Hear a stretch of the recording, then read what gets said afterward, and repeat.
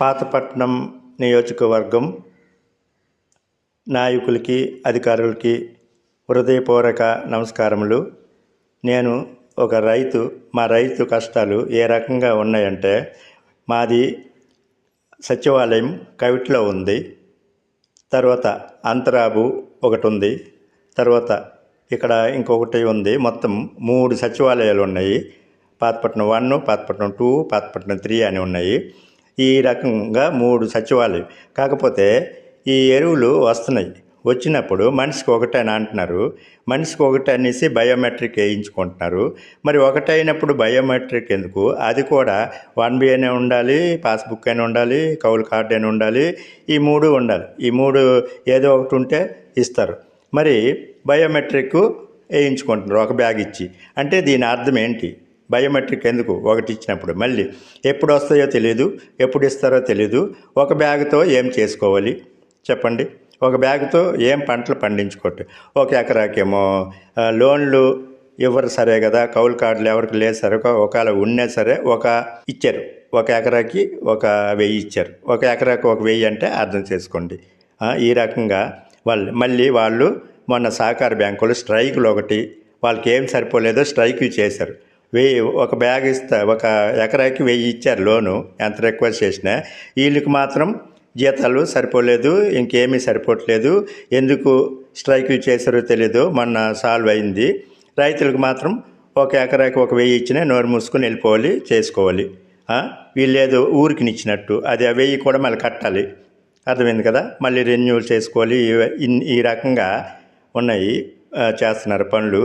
మరి ఒకటండి, ఇంకోటి ఒక బ్యాగ్ ఇస్తారు. కవిటిలో మా సచివాలయం కేగోపాలపురం గురించి నేను ఎక్కువగా మాట్లాడుతున్నాను. కేగోపాలపురం రైతుల కోసమే ఎక్కువగా మాట్లాడుతున్నాను.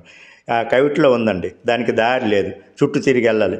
వరుస మీదకి వెళ్ళాలి, లేదంటే కొరసవాడ మీదకి వెళ్ళాలి, లేదంటే సీది మీదకి. ఒక బ్యాగ్కి ఎలాగ తెచ్చుకోవాలి? ఎంతమంది రైతులు వెహికల్స్ ఉంటాయి, బళ్ళు ఉంటాయి, లేవు కదా.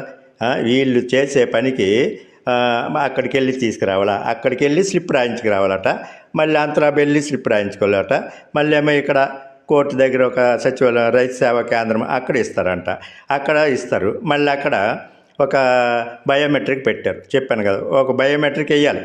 అంటే బయోమెట్రిక్ వేయడం అంటే అర్థం చేసుకోండి, ఒక బయోమెట్రిక్ వేస్తాం. ఇప్పుడు నేనే బొట్టలు వేని వేసాను, ఒకటి ఇచ్చారు నాకు, అందులో ఎన్నైనా రాసుకోవచ్చా ఏంటి అనేది ఎవరికి అర్థం కాదు. మరి మనిషికి ఒకటి అన్నప్పుడు రైతులైతే చాలా తక్కువే ఉన్నారు కదండి. ఎవరు ఇప్పుడు పండిస్తున్నారు, ఎవరు వెళ్తున్నారు, ఎవరు పనులు చేసుకోవట్లేదు కదా.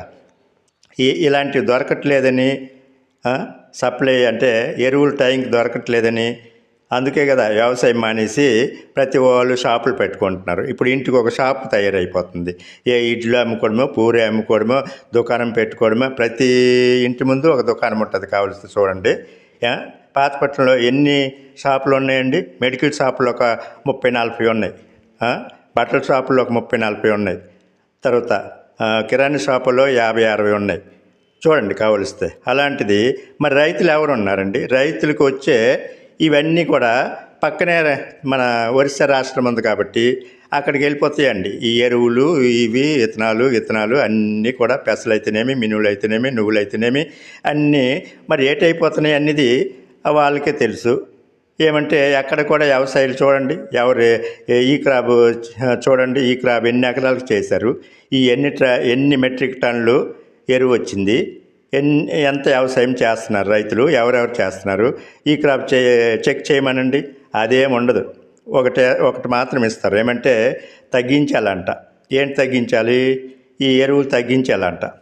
అవతల బ్రాందీ షాపులు మాత్రం ఏది లేకపోయినా సరే ఒక ఆధార్ కార్డు ఉండదు, ఒక 1B ఉండదు, ఒక పాస్బుక్ ఉండదు.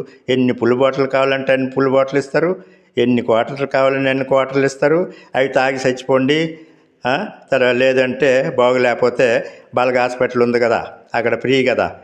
ఈ ఆరోగ్యశ్రీ ఫ్రీ ఏమి కాదు, ఆరోగ్యశ్రీ ఉంది కదా, అది కూడా ఇప్పుడు ఆ సొమ్ము ఎవరిది? మళ్ళీ మనిషికి ఎంత అనేది దగ్గు వచ్చినా, జ్వరం వచ్చినా ఆరోగ్యశ్రీ కార్డులు డబ్బులన్నీ పీకేయాలి వాళ్ళు. ఈ రకంగా దీనికి కంట్రోల్ లేదు. ఈ బ్రాందీ షాపులు ఒక్కరోజు సెలవు ఉండదండి. రాత్రి 10 వరకు 11 వరకు ఉంటాయి షాపులు. అర్థమైందా? ఇక్కడ మా ఎరువుల షాప్ మాత్రం 11కో 12కి వస్తారండి. 11కో 12కో వచ్చి ఒక అరగంట ఇస్తారు, మళ్ళీ సెలవులు. ఆదివారం సెలవు, శనివారం సెలవు, సోమవారం సెలవు, ఈ పండుగలు, ఎవరు చచ్చిపోతే సెలవు, ఎవరు పుడితే సెలవు, ఈ దేశ నాయకులు తాలూకు సెలవులు కూడా వర్తిస్తాయి. ఎవరు ఎక్కడ ఉంటారో తెలీదు, ఏ సీట్లు ఎవరు దొరుకుతారో తెలీదు. ఇన్ని ప్రాబ్లమ్స్. అంటే నేను ఎవరిని కించపరచట్లేదు, మా రైతులు బాధలు చెప్పుకుంటున్నాం. ఈ రకంగా మీ ప్రాబ్లమ్స్ మీకు ఉంటాయి. ఎందుకంటే మీరు ఎవరైతే మాకేంటి అని పని చేయరు కదా. పెద్దోళ్ళు ఎలా చెప్తే అలాగ మీరు చేస్తారు. మీరంతా చిన్న చిన్న ఉద్యోగస్తులు, అంటే 5,000కి 6,000కి చేసే ఉద్యోగస్తులు. మీరు పెద్దోళ్ళు పైన ఉన్నారు, వాళ్ళు చెప్పినట్టు మీరు చేస్తారు. మా రైతులు వచ్చి మీ మీద కేకలేస్తాం, ప్రయోజనం ఏమీ లేదు. మీ బాధలు మీకు ఉంటాయి, పై వాళ్ళు అలా చెప్తే అలా చేస్తారు. ఇవన్నీ ప్రాబ్లమ్స్ మేము ఫేస్ చేస్తున్నాము. అంటే ఒక బ్యాగు కైట్ నుంచి తెచ్చుకోవాలంటే ఆటో ఛార్జీ పోనీ తెచ్చుకోక్కర్లేదు, వెళ్ళి స్లిప్ రాయించుకు రావాలంటే ఎలాగెళ్ళాలి, దానికి ఒక 500-600, ఇచ్చేదే 280. మళ్ళీ ఇచ్చినప్పుడు అక్కడ పోనీ ఎవరు కళాసు ఉంటారా, కళాసు ఉంటారు, 280 రూపాయలు. అంటే 10 రూపాయలు అంటే ఆఫ్టర్ ఆల్ అందరికి కూడా కళాసి లేకుండా 10 రూపాయలు మళ్ళీ వసూలు చేస్తారు వీళ్ళు.